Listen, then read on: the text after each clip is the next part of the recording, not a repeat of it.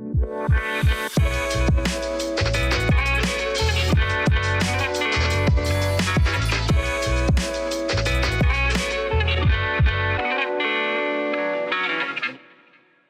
everyone, welcome to a very special Wednesday episode of Made Possible by Pop Culture, the podcast.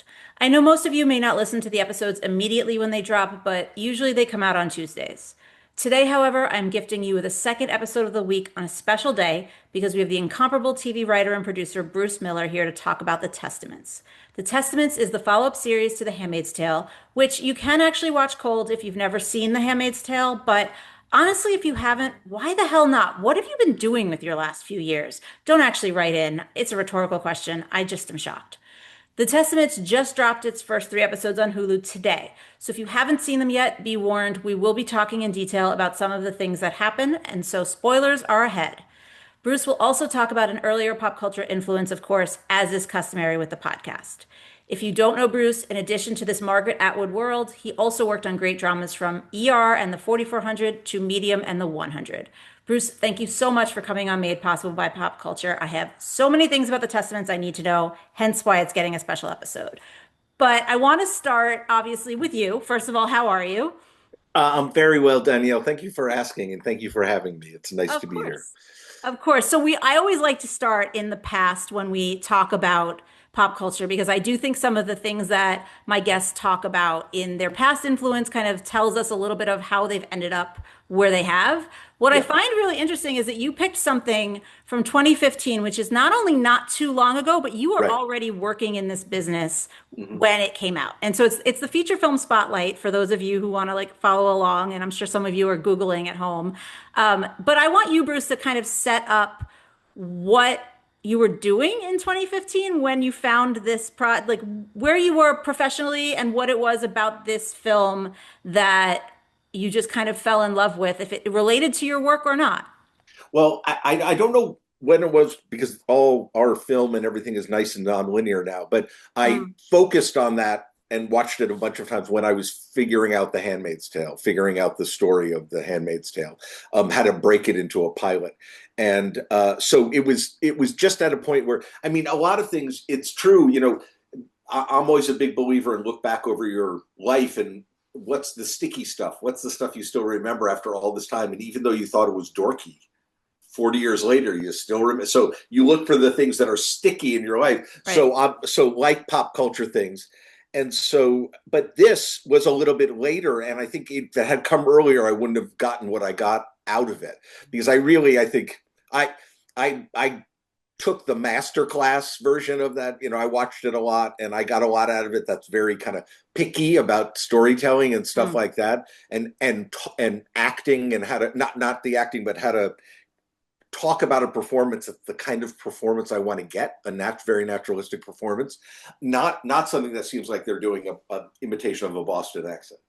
And Right. Well, so, yeah, oh no, go ahead. I was just going to say that's what's so interesting to me about this choice because the film itself, the themes dealing with a newspaper, the Boston Globe, that are investigating and ultimately breaking a story about sex abuse in the Catholic Church, the themes are not too far from The Handmaid's Tale. But I'm curious when you're talking about, using it and breaking the pilot of that show, how much of it is the themes and how much of it then also became the way that you watch these characters work in terms of, as you mentioned, acting, but also even in your own writer's room, how you wanted your writer's room to operate. Because I will say, watching, these are actors playing journalists, but watching journalists work on a story together, that's how I watched this movie because I was already a journalist. And so I was yeah. so focused on how are you telling the story within the story that I think on my first viewing, I overlooked a lot of the actual story because I was trying to dig under it. Well, a couple of things. I never even thought about the fact that they're making a story together. I definitely looked at it as a piece of fiction. I mean, it's just like Handmaids. It's a thriller about terrible assault, and you never see anything, and it's terrifying. Hold on, you do see things in Handmaids, though. You see more than you do, but think about they're teaching me how little you have to see. Sure. There's nothing in that movie. I don't even think you see a child or a child speaks. about anything. So that was really remarkable, is the gravity and the drama, but it's all just people talking and walking around and looking at things in libraries. So how do you make visual, really non-visual, heady things, betrayal and all those kinds of things, and especially when the culture that they're in doesn't have much. You can't say much. You can't betray much. So for Handmaid's Tale, it was just a great takeaway of visual storytelling with smart people kind of being dogged, but what do you see on screen? What makes that work? Because in Mm, TV, if you don't write it in the script, it's not going to happen. In film, they get a little more, they'll go out and pick up a lot more pieces. But that movie, most of the huge pieces are underlined by a sequence that has no words in it. And it's a complicated idea. They're doing research on where priests were, and they do this right. whole thing. Or there's where he realizes there's a priest living around the corner. It's just a shot of him coming out of his house and walking around the corner. It's the most. It's so well done because you're scared all the time, and like Handmaids, it's beautiful, and the people seem nice, and yeah. So that's what I really that's what I took away from it, kind of at the time. But certainly the idea of something big and scary and horrible, and you don't see anything Right. very big or scary or horrible, and you don't need. I mean, I don't. There's probably maybe one priest in the whole movie, and it's the Yeah. cardinal. Yeah, well, there's also the guy in the beginning who Yeah, doesn't, you don't really, but he he doesn't doesn't have a say line. anything. Yeah, Yeah, yeah. yeah. What I've also keep thinking about as you're talking about this correlation is and to be fair, in Spotlight, they are telling a true story. So the way that the Mhm, Boston Globe is breaking this story about the Catholic Church is true to how they did it in the sense mhm. of there's an argument about do we go now and release part of this like AKA the smaller story, or do we wait, build a little bit more, and then take down the entire infrastructure. And to me, that is very true of how I think I watched Handmaids, of like you want all of these little wins, but sometimes you also know you have to sacrifice a little win to win the battle at the end. So I'm curious if that also affected anything for you in terms of how you were arcing out in those early days of like how to approach the success rate maybe, or if that's a I fair think way to what phrase the way it. that I looked at that, and the way that I look at that kind of thing, is point of view, which is the point of view in that movie is these journalists. So these journalists making the decisions, they're doing it within that point of view. And I felt it because I was within that point of view. Right. I understood. Now, imagine that it was the same story, but the newspaper was in Dallas and the story was in Boston. Mm, None of that personal stuff matters. They didn't go through it. They didn't live through it. It's the same story. It's just from a different, and it's even the same story about newspaper people, but it's in a different place. Handmaids is almost entirely based on point of view, which is that if you knew the 30,000 foot view, it wouldn't be scary. It's scary because June doesn't know shit. And it's very scary and high stakes, but she has no information. The show is very point of view driven, and without that point of view, the drama, the thriller, the interest kind of disappears. And Testaments is the same way. Without, if those girls could see the huge picture and know everything, it's not interesting. It's interesting because of point of view. Just yeah, like Moby Dick. It's not very interesting. It's from a guy on the dock going, they never came back. Oh my gosh. I mean, the only reason it's a book is point of view. Yeah. well, that I was thinking about that too, about the Handmaid's Tale versus the Testaments, because so much of the Testaments is ultimately three points of view, which widens perspective a little bit, but still, I feel like you still have that same. I still have that same question of like the wins and the losses and like the balance of, especially coming out of the Handmaid's Tale, wanting to see them succeed. And I know I said it at the start of this conversation, like technically you can go into the Testaments, not know anything about the Handmaid's Tale, and you do a good job of like in the beginning setting up the world with an actual title card explaining things, but then also just setting up the world in that first episode.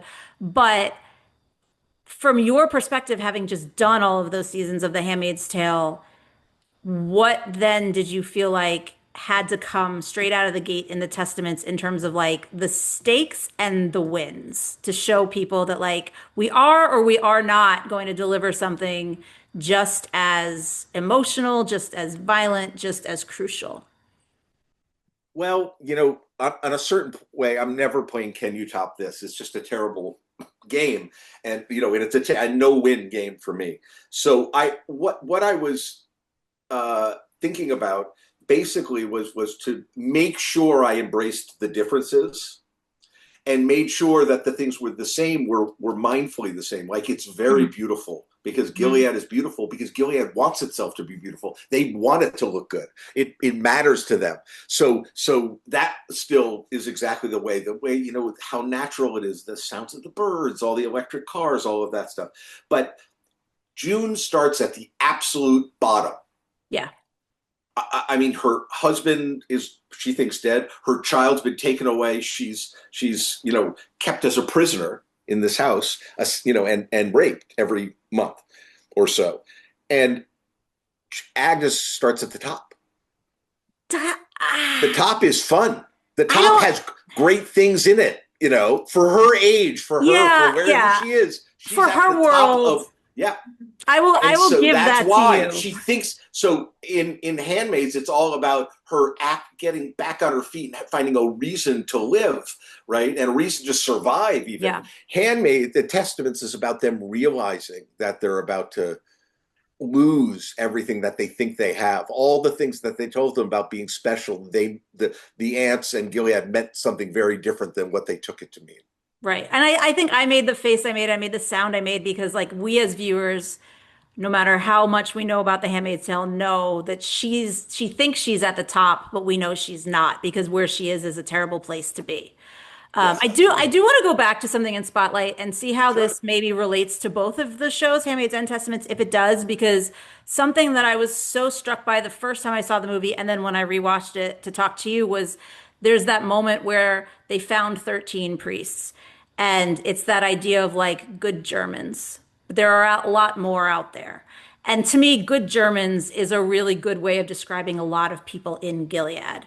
And I'm not saying that that's just from Spotlight, but I'm curious how much that comes into play as you're developing, especially these new characters in the Testaments, is like they're not all going to be mustache twirly evil. They're not all Yeah, going, yeah. Almost no one's well, you doing know what I evil mean. things in their own head. Yeah, I don't mean like a cliche stereotype, but I mean like they're not right. all Judd. They're not all the guy that built Yeah, this. That some of them are just going along to get along, and like it's bad, but it's not as bad. Like Lydia is a great example of. I've always talked about Lydia as like I think she's pretty bad, but she just wanted to save herself.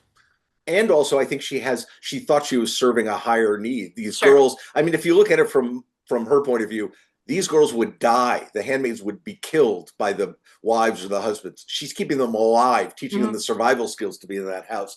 I mean, there's all sorts of ways to justify it, but no, I think you're right, and I think that no one is a bad guy in the show. I know I was working with actors who have said, because they're coming into a Handmaid's universe, I know I'm the villain here, and I'm like, no, Ah, you're not.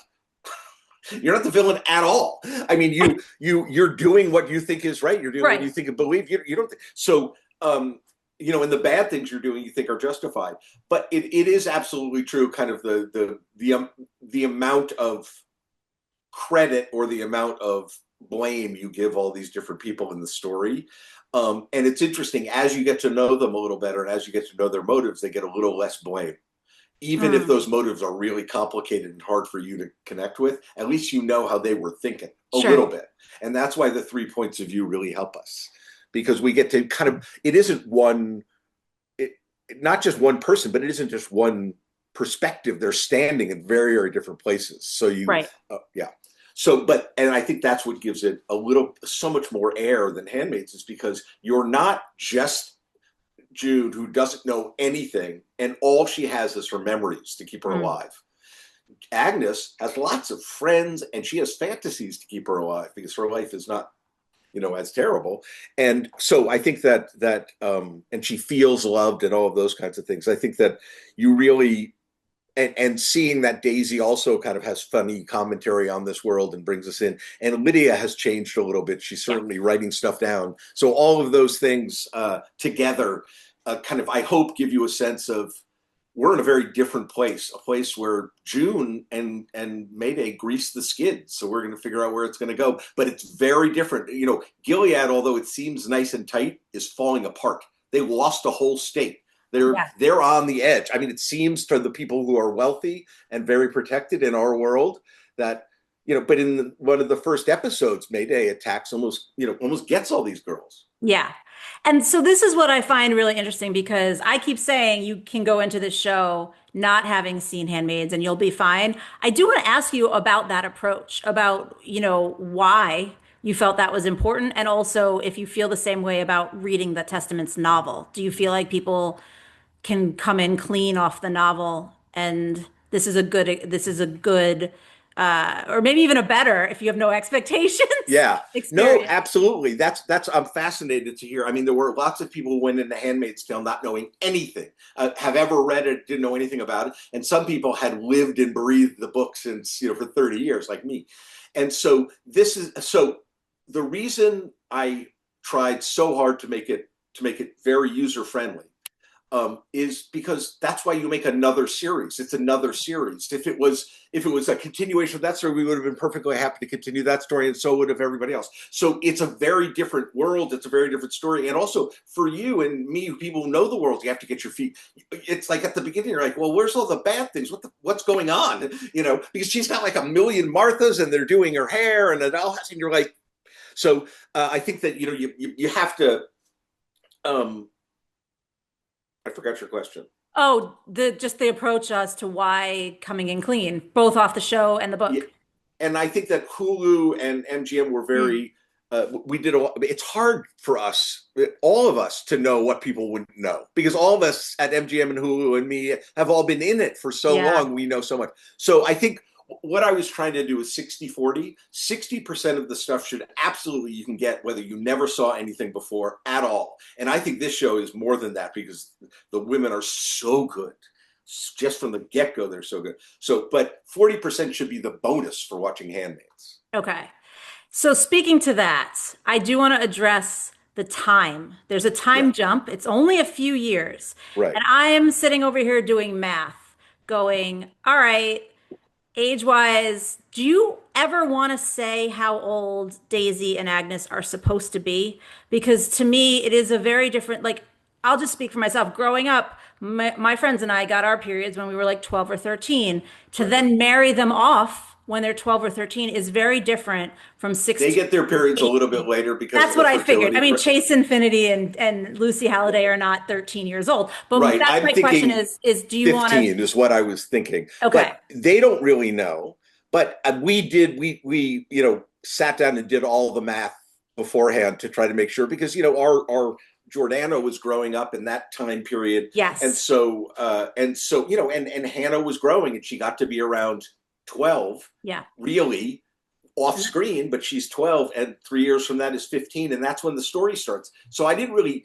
What I wanted to do was follow the book as much as possible, but the book, if I had taken the time jump, then I would have been way past anything in Yeah. the book. So it's just that Margaret wrote the novels, and it's we Margaret and I had these discussions about things that we're going to have to change. It's just it's it's not a real world. I mean, Right. I see people commenting on why don't they use the same actress as they use? Well, because Jordana's still 12.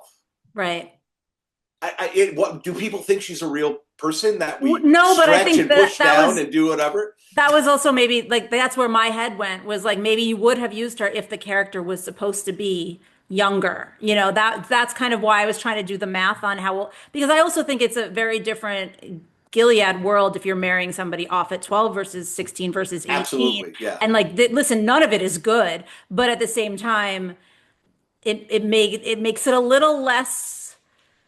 No, I don't want to say it makes it less gross. It's gross, but it No, makes it a I little bit more understand, and I understanding if made they're that 18. decision. I think it would be Yeah. hard to watch, but that's certainly reality. Absolutely, but there's a lot of things on the show that are not nearly as rough as Right. reality. Still, people feel like they're very, very rough. We couldn't do anything that even approached the horrors that poor people have to live through. Yeah. So I think you know I felt comfortable with this. I also felt like Gilead, health wise, would think this was science wise. They would think they'd be okay Sure. to have children after they got to a certain size. So, That and makes sense. anyway, we did as much research as we as we could. Yeah. It makes sense. No, that makes sense. That was just something that I like was in my head a lot. The other thing that was in my head a lot, and I did actually say this to Lizzie at the end of Handmaids when I interviewed her for Gold Derby was, I felt like the way that you ended Handmaids, a lot of people would be waiting to see her in the Testaments, and you guys answered that right off the bat. Like her voice is right there at the literal start of Handmaids, and then we see her briefly, but in the very first episode, you're answering that, and I'm wondering why you felt why it was so important to put her right at the top, especially when you're building a new quote unquote mini world within the world. I didn't really think it through very much. I mean, she was always part of my idea for the beginning because she feels like such a force. If I was Hannah, I wouldn't know it, but there's this huge force on the Yeah. outside trying to act upon me, and so I think the audience knows it, and also, she's a spectacular character, and she's been seasoned a little in the last time. She's failed a whole bunch of times. You don't see her jumping up and doing anything now. She's very calm, and it's a very different woman. So I think, first of all, that, and I think there's, the end of her story is kind of Hannah's story. So, the end of her story is the Testaments anyway. So I think having Mhm. her in it, and she's in the novel just a Yes. very small bit, but you can imagine her being in it a bit more if you just saw different scenes. No, that makes sense. I mean, and I would argue that like in this show, especially like even more than Hannah, her work with Daisy is so important. Daisy Yeah. feels like such a natural successor to June, just in her attitude once she Yeah. realizes what's going on. At least the little that we've seen so far. You start the show, we mentioned that there are three ultimate narrators of the show. There's Hannah slash Agnes, there's Daisy, and then there's Aunt Lydia. The first three episodes, we don't get Aunt Lydia's narration yet. Right. Why was it important to start more with the girls and this like new wave? You didn't know them yet. I mean, we've seen Aunt Lydia, Aunt Lydia. I mean, it's just math. You haven't met them enough. And I also think that her position in the world is a little more, not as volatile. She's not under so much pressure in exactly the same way. She's not having to beat people. She's not Right. having to deal with that. So I think that her kind of eye looking over everything is creepy in the first, until you hear her VO. She's a Okay. statue. She exists in the show as VO even without VO. It's kind That's of fair. yeah. She also, I mean, listen, she also does something very important by pairing Daisy and Hannah. I have to believe she knows what she's doing, that she knows what Daisy is up to. Yep. She knows that Hannah needs to understand certain things and she pairs them on purpose because I want to believe that the Lydia that awoke at the end of Handmaids Yeah. is in here somewhere, but she's still so embedded in Gilead. Do you feel like you had to walk her backwards before you could move her forward in any ways? No, I mean, I kind of think that in a lot of ways we felt like Lydia, me and Anne and Margaret, I think, felt sort of the same way, that this was the inevitable for someone like this, who Hmm. thought she was really taking the reins of a government run by godly men, and finds out that isn't true. What does that person do in the end? Because they can't, that if they raise their hand, they get killed. So just a survivor person like that. Yeah. And it really felt like once we started rolling, and once Anne started putting the performance together, and you feel so much for her, even though, how do you feel so much for her? And her and Maddie Brewer fall in love in real life, and they can't stop. On screen, you can see how much they like each other. You could see how much she loved the women she was working with. I mean, Anne, first of all, they thought Anne was just, oh my gosh, they were so like enamored and just thought she was, God on earth. It was so Right. sweet. And she adored them. And it was amazing to see them together. I mean, I don't know if you realize, but in the pilot, there's not a man who speaks. In the pilot of the Testaments. No, but there is a man who has some Sort of. violence stress put upon him, and I thought that was maybe more powerful. And Yeah. you did talk about how there's no, or not no, but you did talk about how like the world is different for these girls. That, like Agnes is at the top, and so I'm assuming she's not going to be the victim to the extent that June was in certain ways. However, this is a very violent world, and opening this show, watching these girls express anger and their own kind of violence against this guy who, look, to be fair, he did something gross and terrible and probably should be punished in a lesser way. That says a lot about the show, but also like the rage that's living within these girls, just the way that the rage was living in The Handmaids. And I'm curious if that is something that they can really explore over the next batch of episodes because they don't understand it yet. Like, how long is it going to take for them to understand, even when they're yelling, you know, at Daisy, or even when they're, they're little bursts when they're punishing each other that we see these moments of like, oh, it's in there. Like Yeah. they know something is Oh, it's in wrong. there They in all just of don't us. know That's what. the thing. So Gilead is trying to be a-realistic. That's why they let handmaids tear someone apart, because otherwise they would tear people apart anyway. And it's the same thing here. I think that they are feeling like, okay, we understand that there are certain kind of natural proclivities and, destinies of genetics that are going to express themselves in young women. It's just going to Hmm. happen. We can control those things and channel them first through incredible discipline. Right. Don't feel sexy. And then also letting out all of that venom that they feel towards you for controlling them, and uh, they feel towards men in general Hmm. to these particular places, at each other and at men. What you're doing is you're building a wall between the friends. I mean, they're all having to be mean to each other. So Right. you're building a wall there, but you're also, you think, channeling all of their aggression. It doesn't work at all. It's a completely different kind of aggression.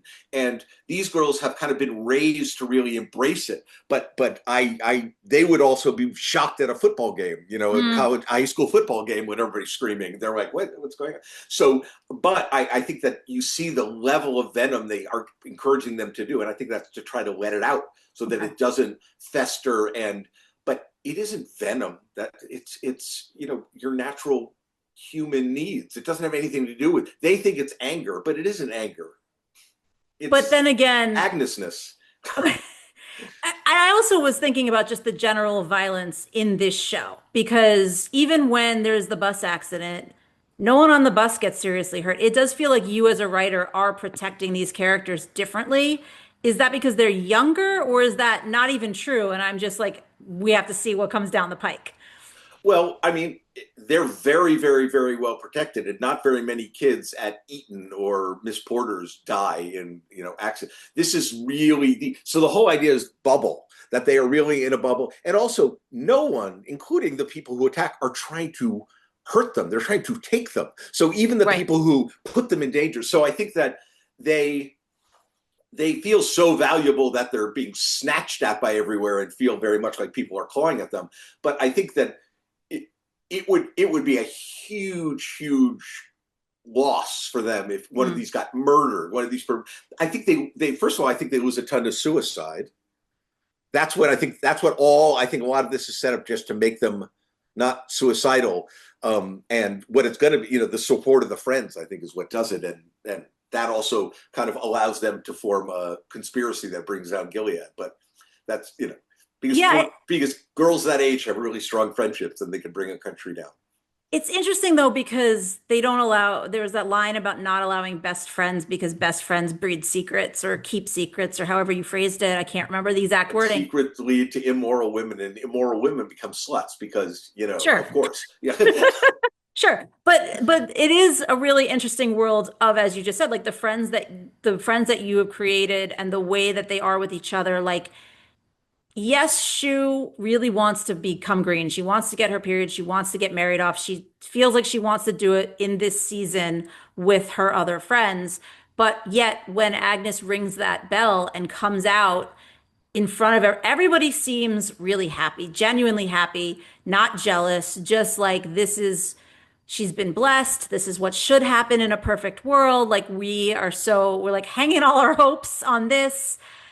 What Even is she looks so excited. I mean, Yes, well, because she's been told her scared but whole life that excited. this is an Yeah. amazing thing. And I mean, to a degree, it is like you're supposed to.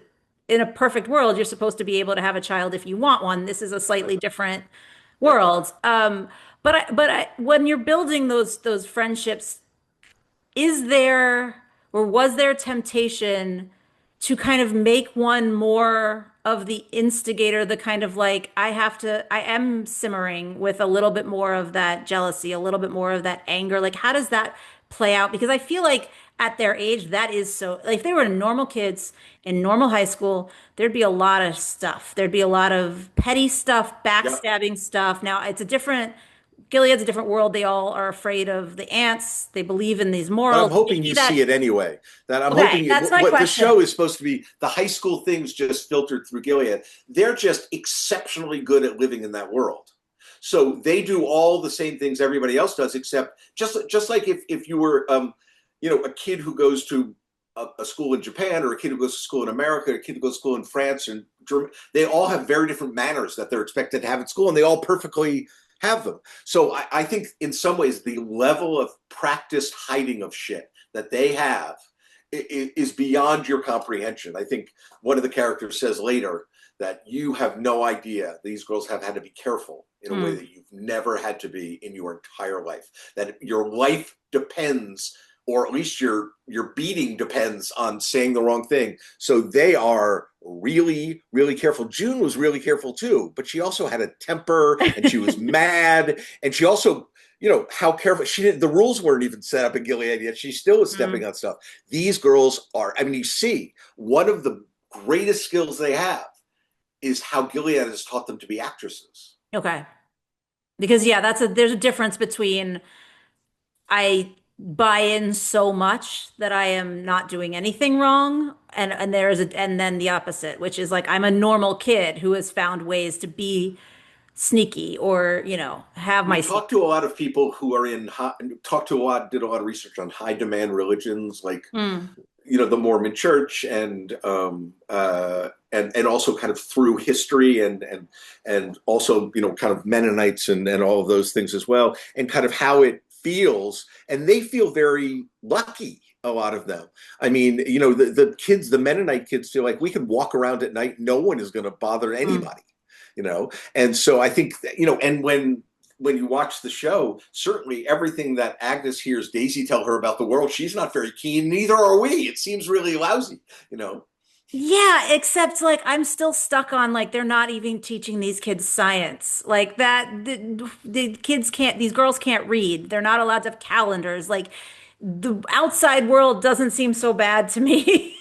And maybe it's because I come from the June school of like I've lived in that outside world. I know how to navigate it. I'm just angry at what you've done to take it away. But if they don't know what's missing, then yes, I could see where it might sound scary to them when they hear what the option is. And they've been told that that they live in a good place and every place Right. else is awful.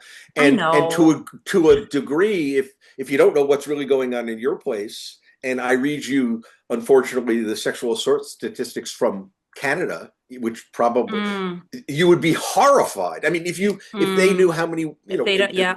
you know, America's a terrible place for women, I just mean, the I will be violence. honest. I was surprised that Shu knew the word rapist. I was surprised that they were teaching those girls that there is such a thing as rape when they were sanctioning it with Right. handmaids. So Yeah. obviously they didn't teach them that handmaids were being raped. They drew a Right. It's a line. different idea. Yeah. Right. But to me, even that, I think I thought they were a little bit more sheltered than they even were in a And all slight. of those things we try to be super careful about. And some of them but we thought, okay, they've been through this scene a bunch of times.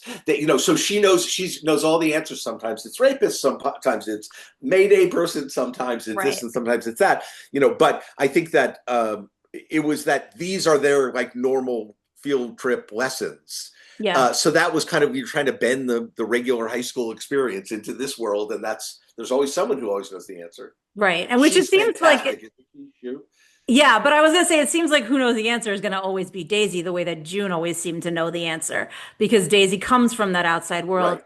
And so I Yeah. think it's a really interesting, especially in those first three episodes of like the split, like meeting Agnes in her present day, but hearing her voiceover from later that has Yeah. reflection that has a little bit more of that anger in it because she has learned in the Yeah. interim, and then meeting Daisy. And it almost feels a little bit reversed in the sense of like when we meet Daisy, we're not really sure who she is. But then as we get to know more of her, we kind of see why that anger is there. And but it does also kind of feel like as she's going, she's developing genuine connections with the girls, and I don't know that that anger will dissipate, but at the same time it will definitely complicate things. I think she feels it on behalf of the girls. Okay. Not she doesn't think of the girls as idiots or No. victims or propagators. She thinks of them as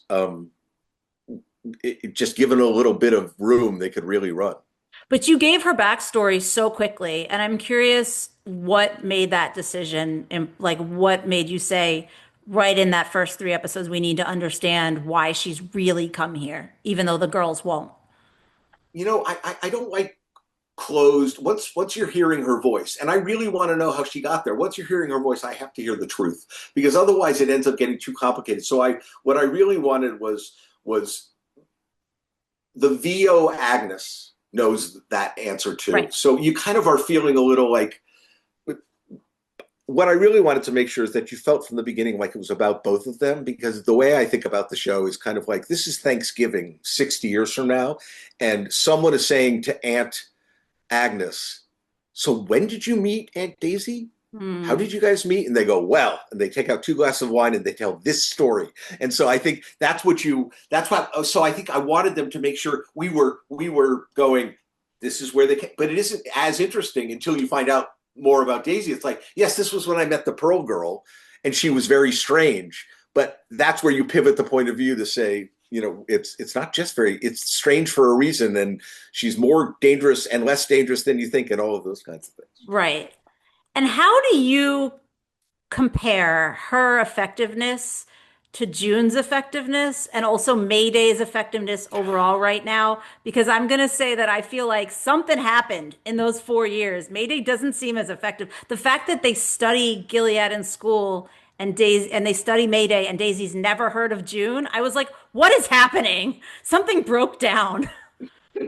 Well, yes. I think that if you look at I disagree because Okay, Mayday took over Massachusetts. They won this enormous okay, victory, and that's now they're kind of getting their ducks in a row, sure. to move on to the next thing. And I think in some ways, it's a bigger operation now. June's a smaller part of a much bigger operation now.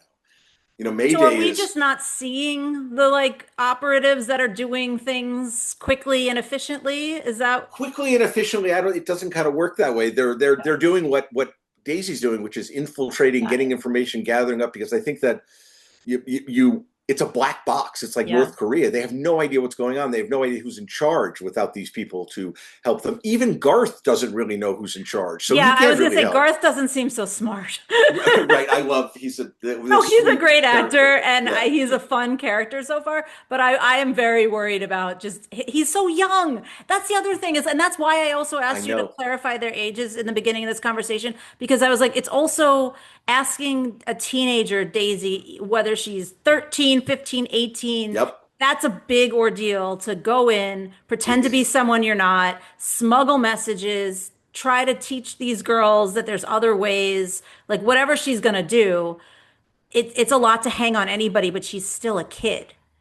It is the place that women of that age have been put into in wars forever, to be the spy, to be the eyes in the house, to have the nanny or the person who's and also because young women are generally much more invisible and they're not people don't Mhm. worry about them being around. But this is what this is the French Resistance. This is what happens at a certain point. You can't send in anybody who they might know, and so Daisy is what you get. You can send, and if you could find someone to send it, it's like it's a terrible truth that they would probably be able to get a fertile girl in because they'll be looked past things. And so yeah, I mean, I think but it also shows that they're serious. B, they've tried lots of things, but I think we feel like Mayday. We're not in the Mayday story now, so you don't feel like the Right. reason you feel like Mayday isn't doing anything is because you Because we're not never. But watching it. Mayday isn't part of our story now, and they don't even know how much it exists now, how much is a myth, and that's the kind of thing. And I think Daisy, by the end of the season, sort of moved on to, she really would, I think through the story, she realizes I would like to fight Yep. more on my own if I can. Oh, that seems even more dangerous. But it does. I Well, mean, I want to raise my own little army. I don't want to fight with the, basically, I don't want old, boring right. Mayday. I don't want dumb old people Mayday. I want plum Mayday. I mean, to be fair, that feels very like Gen Z. Like we have our way of doing things. You had Yep. your way. Yep. Exactly. Let's try this and see what happens. That makes a lot of sense. It makes me worried, but it makes a lot of sense. Um, Overall, when you looked at the season that you have to arc out here, knowing that like there's a season within the season in the sense of season of the girls. Like these are girls who are coming into their womanhood and are about to be paired off to be married. And so I'm imagining there's events they already mentioned, like the checklist of things they have to do, go to the dentist, get their fitting, there's a tea, etc. Was seeing a wedding an important goal of yours? Because normally a wedding is a very happy occasion, and there's no world where this would be a happy wedding. The research I did for a long, we've done a ton of research over the years and had wonderful experts come in. It almost always the wedding is an afterthought. It's the actual wedding. It's the prep, the bigger public events. And when you have weddings, it's kind of like, and I think a little bit of it is, at least at this point, they still think it's a little gross to see. I mean, I think a lot of arranged marriages happen very privately, because you don't want to get up in front of a bunch of people. It isn't joyous. It's awful. And everybody can feel how awful it is. And if you put, Isolde up there, it's not Isolde, what's her name? Which, One of the Hulda. oh, Hulda. okay. Isolde is the actor who plays Hulda, which Yeah. is so funny that we have these actors with names just as ye olde as the character. But I forget what I was saying about Isolde, but Oh, well, just in terms of like arranged marriages usually yeah. So I being, think I think she would burst out into tears maybe if she was up in front of everybody. I mean, I think it's as, but next season, I mean, everybody hasn't gotten married, and everybody wasn't going to get married. She got right. married. We had a marriage quickly for a different reason.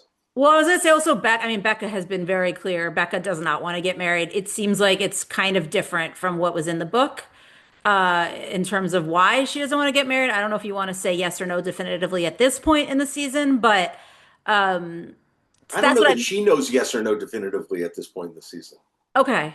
No, I Yeah, I meant mean, yes or no definitively. It's different from the reason in the book.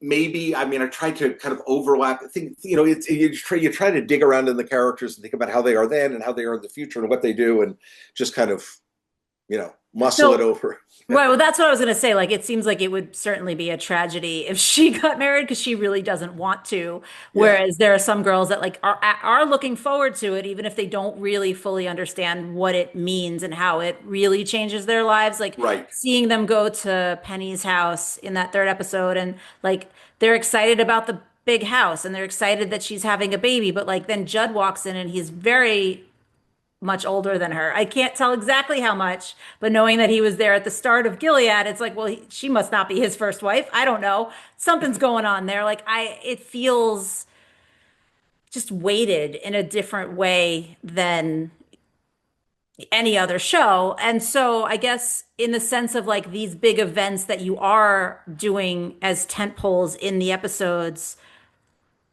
how did that work in the writer's room in terms of like trying to find levity and trying to find joy, even as the audience knows like this shouldn't be happening? The levity especially is so natural because these characters and the way the things they're concerned about and the things they talk about and how they talk to each other and the characters that we have are, all of that stuff feels like it comes so naturally out of the characters and the actors and their performances, digging out funny moments out of things that you just wouldn't think. So I think that the well, let me talk about that for a second about the sense of humor on the Sure. show. It's a little bit misleading because it's so much easier to make you laugh on that show than on Yeah. something that was a lot more serious. So it the jokes that you'd think would be funny aren't, but the little tiny things are very funny because they seem so incongruous. Or, when Daisy says something about, something that's from our world, that all those things are really funny, and you kind of can't, you don't really know what's going to be quite that funny. So I think I depend on my actors and their sense of Gilead, and these girls especially, because these girls were developing a whole other language of Gilead for Right. that age.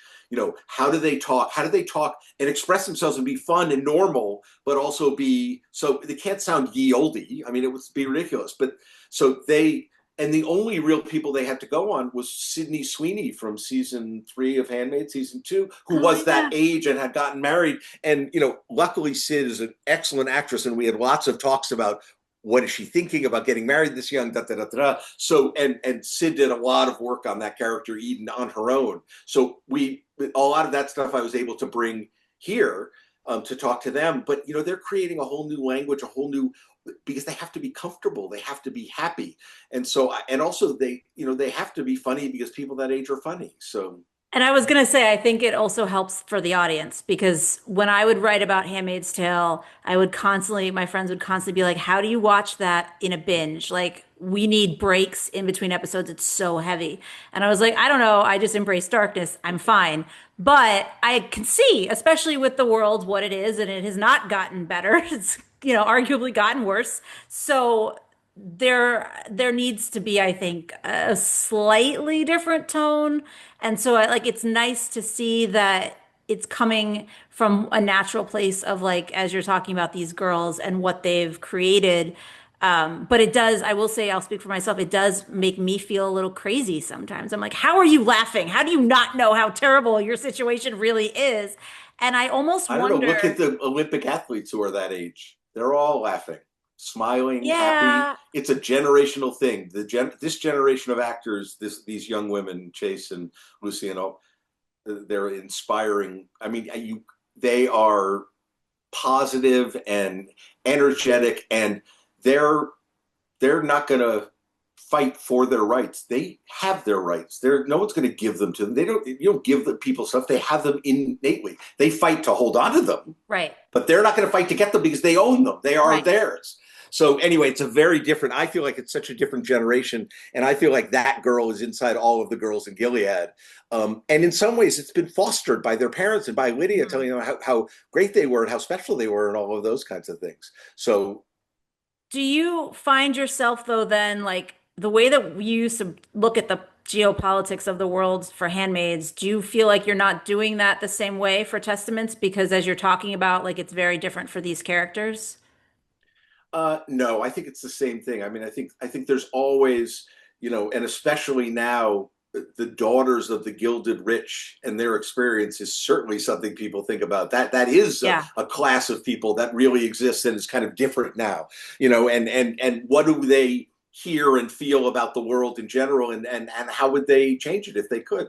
And so I think that the very wealthy is certainly one of our problems in this time, and this is just wealth is replaced with power because there's Mm. not really wealth in Gilead, but it's the same thing. It's the most powerful people. And what do they tell their children Gilead is? And why, if Gilead's so great, why do you have to lie to your kids about it? Yeah, that's a good point. You just said there's no wealth in Gilead, which is not something I had really thought of. Like there's status, there's class status. Obviously, like the Marthas are still crammed up in the attic and, are basically servants. But it does. Property, their property. Oh, okay, even better. It does raise my question of, like, what the girls, when they're fighting for, or not fighting, but when they are looking for a husband, and everyone's like obviously wants them to get married off to, like, the wealthiest one or the most powerful one, that's how they will have what they have. I guess my question is something that most teenagers in the real world, there are things that they have that declare who they are. Like there's fashion choices, there's music they listen to, there's all of these things that they can declare their identity. We don't see that in Gilead at all by design. But I want to go back to when you were talking about, like, the sneaky things that they've learned to do. Does that come into play there? Like, we know their personality based on how they speak to each other, but are there other things, like, do they even know Oh, there's a what to thousand want? things. there's 1,000 things that kind of help them express themselves. Just like the handmaids seem like they're all wearing the same thing. Everyone is styled slightly different because people express their personality through their clothes. And these girls, I mean, how much they express through their clothes is amazing. Their Marthas make their clothes and darn their clothes. So the ones who have better clothes have better Marthas. So, and a better Martha in that age is someone who used to be a tailor before Gilead, not someone who used to be a grad student. Because that's what they have in your house is someone who used to be, an X-ray technician. And it's like, what do they know about cooking? And they're not allowed to read. They can't do anything. Exactly. So they have really good Marthas, but also the way their hair is, which hair bands they wear. Their backpacks are all personalized. They all have little things on them. And so there's a ton of the idea of they leak out all over is what I'm trying to do, is that there's no way to keep them down. There's nothing it's such a powerful force. You're an idiot for trying to do what you're doing. And it's been the same idiotic thing that people have tried over and over again, and there's just no way to do it. You can't just wipe out adolescence because you don't like it. Right. And I did bring up music. The show uses music very, very well. Thank you. How much of that was built in at your script level of you already kind of knowing, like, I'm sorry, I just think going to the chapel at the end of episode 2 was so brutal. Like that was just, it was perfect, but it was also just brutal because it's like everybody who I know I've kept saying you don't have to know Handmaids for the show. True. But anybody who knows Handmaids and knows that Agnes is Hannah, like that is the last thing we want is for her to have to get married off to some domestic abuser or rapist or whatever. And so that's just one example. Obviously, even in the trailer, the use of the cranberries in the trailer, like there's so many examples where, I mean, obviously you have a person for music, but how much of it was you also knowing like, okay, I'm putting certain things at script level and we just have to get them, we have to clear them. I never ever put any music, any song choices in the script ever, and I try to discourage it from any of my writers. To me, it feels like this. If I put a song if you know the song, you have your own association with it. Yeah. If you don't know the song, it's just a word on a page. You have no idea. But when I play it for you, you get an association immediately. So if you don't know it, I can connect you with this. And if you do know it, you have your own association. There's nothing I can do with it. But to put it in a script is like you're no one's on your side. They're just saying, oh, there's music, And so I try not to do that. Also, you want the music to fit the images, not the other way around. What I'm trying to do is really illustrate, underline, play counterpoint to something using the art of another artist, to underline it. So, and especially kind of adding a cheeky tone to something that may not have a cheeky tone, or playing up the cheeky tone in something like going to the chapel. But it's all very, very on purpose. We pick very carefully, and we make. I probably had 40 different choices for the end of the second episode. Okay. So what I'm hoping is it comes to you and you feel like it's inevitable and a perfect choice. But the big thing is for me is I can't just pick the music myself, because then it's the Bruce Miller record library and it isn't good. So you have to open your mind up to other people and finding other songs. So I would say it's about 50% of the songs this year I hadn't heard before they were in the show. I didn't mean to imply that you don't have a team. I just kind of thought like certain moments you may already know in your head, especially like I don't do that with scripts. I kind of think it's just always, I've never done it. Yeah. Okay. No, that makes sense. I mean, so I talk to some writers that write to certain music and then inevitably I feel like that music finds its way in sometimes. Yeah. And for a show like this, which is kind of out of time, what I find really interesting is that it almost doesn't matter what era the songs are from, because the show itself is kind of like, we're not quite sure what year this is, and it almost doesn't matter because this could be happening now, this could be happening in 30 years from now, like it's going to happen at some point, because there's that lovely monologue about how the politicians were saying things and people voted them in anyway, and like that's our world, that's where we are. So thank you, Lucy. Well, you guys wrote that. Yes, but she's great. It. I mean, it's all. Yeah. I always feel like thank you, Lizzie. She delivers it. And Chase. It's just I write little 7th grade Christmas pageant dialogue, and Chase goes out there and says, so they always make it better. It's wonderful. So I actually want to ask you about this. Chase, obviously, her first movie was one battle after another, and she's all over award season right now for this. Did you film with her before or after that movie? Do you The remember? movie had been made. I Okay. hadn't seen it. So this was not like her very first thing. She had No, already no, done that. she had done that, and then she had been in, I think, in Presumed Innocent Mhm. was her only other thing. So she had one series. You want someone who's done some series work if you can, Yeah. because it's such a different kind of acting. Because you don't know the end of the story before you read it. I mean, when you're reading a script, you know every single thing that character's ever going to say, but she has to trust me to do next season. So it's a very different experience.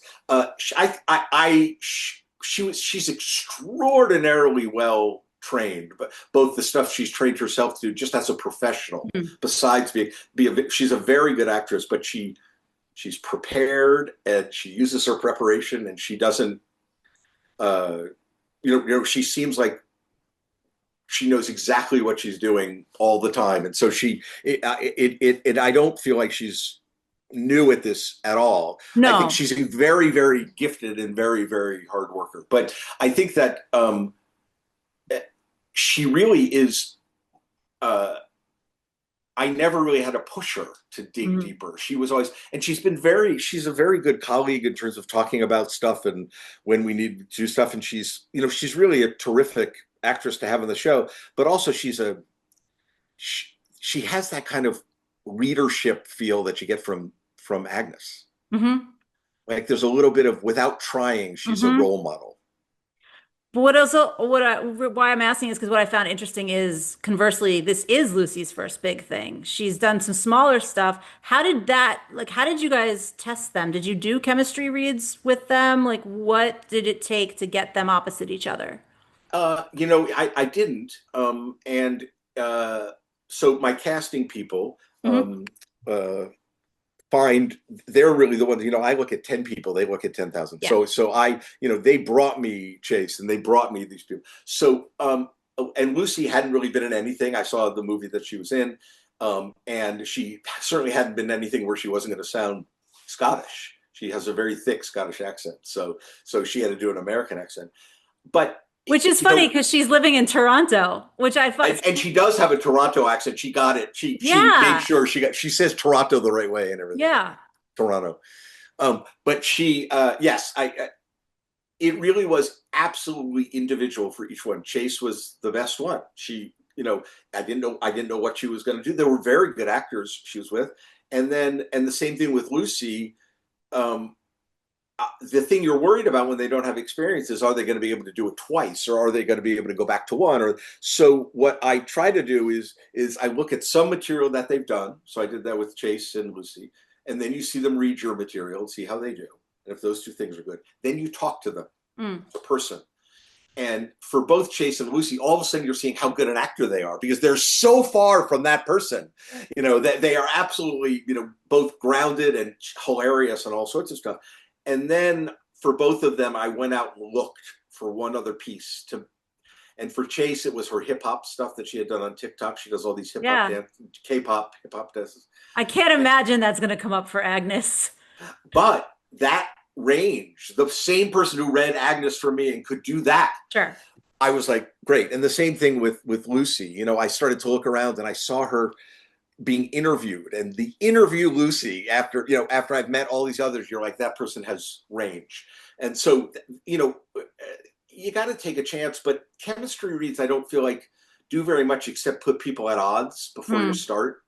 Like tryouts. So Yeah. I want everybody to show up feeling like they were absolutely, and usually they are, my first choice, and I'm there just to make sure they can do the best job of their life and to get out of their way. So you want everybody, no one to feel like they didn't win the contest. You want them all to feel like, and I do feel like this. We're fucking lucky to have all of them. Yeah. They are really good and they work really hard for the show. So Yeah.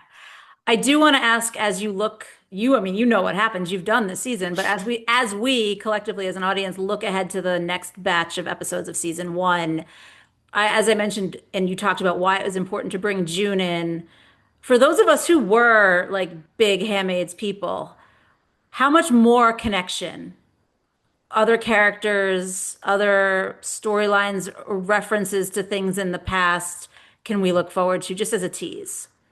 As a ton. I mean, it really is. It's woven together, and I hope it's woven together in a way where you won't even remember which show it's from. That it's just part of the fabric of Gilead. So Mm. there's lots of connections, and I have a wonderful cast of handmaids who would all, if I asked, would come back to do something. So Well, they can't all come back because you killed a lot of them. So, and rightfully so. I will still defend a lot of those deaths.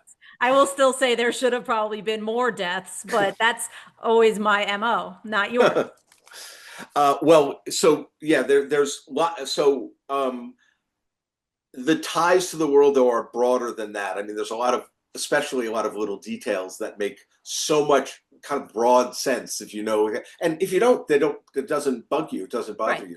you. There's a story that has to do with Garth's father that that has to do with kind of Yeah. that has to do with something that happened in Handmaids. Right. So what we tried to do is just be mindful that this is one world, and these are people who are in that world too, and they know those people, and you know, uh, uh, Agnes's dad has been dealing with June Osborne forever, and he feels like, who is this crazy like surrogate who's trying to come steal their kid back? Let me say something about Agnes's dad. I don't know how he got another wife so fast. Obviously, he's powerful, but I mean, He's is the he? sweetest actor. He's so Oh, wonderful. sure. No, Nate is great. I'm not shitting on Nate Cordry. I'm shitting on Commanders in Gilead. Like, does he need another wife? Does he I deserve another wife? No, I what do they deserve? Absolutely not. Uh, for all the actors on the show, especially the men, I don't think it's naturally easy to be on a show where every storyline focuses on the women. Every Yeah. scene is all women. Every table read is 25 women and you. Yeah. And all of them are absolutely spectacular colleagues, and no one blinks at it. It's wonderful because they could, in lots of ways, be pissy about it, that they're not the focus, and they are not at all. But I have to imagine they knew what they were getting into. You know, you're I not hope going to so, be the but focus. No offense, but it's not that kind of show. All right, I have to ask one more tease question, just in the sense of, um, I kind of said like my MO is always more murder, but we've talked about this show being lighter. Did When we talked for the end of Handmaids, we talked a lot about a particular cameo that made you cry. And I'm curious if you can tease the thing that made you cry the most this season of the Testaments. Tease it without spoilers if it hasn't happened yet, but if it's happened, you can just say it.